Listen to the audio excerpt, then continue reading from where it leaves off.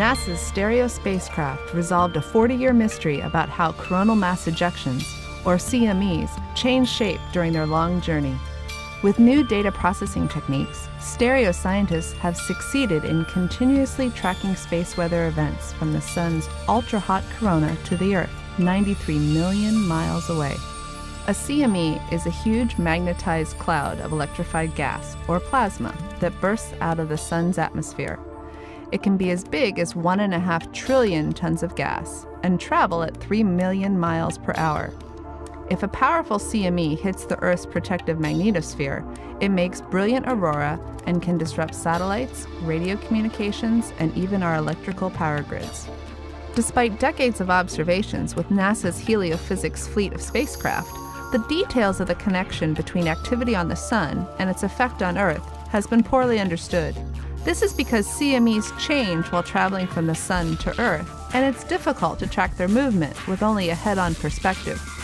Now, with Stereo's 2 spacecraft sitting on either side of the Sun, we can monitor the sky at large angles from Earth and can see the full ocean of empty space between the Sun and Earth. But CMEs are some 10 billion times fainter than the full moon, and were still too dark to see until scientists applied cutting-edge image processing techniques to separate the CMEs from the star field.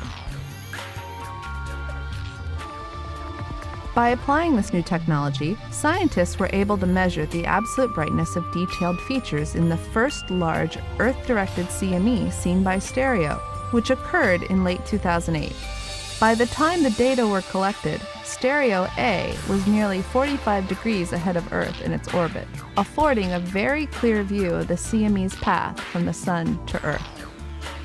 For the first time ever, scientists can watch a CME from its formation on the Sun to its impact with Earth's magnetosphere, ending decades of speculation about how features in the Sun's corona cause the massive, complex shape of a CME as it expands to 10 million times its size.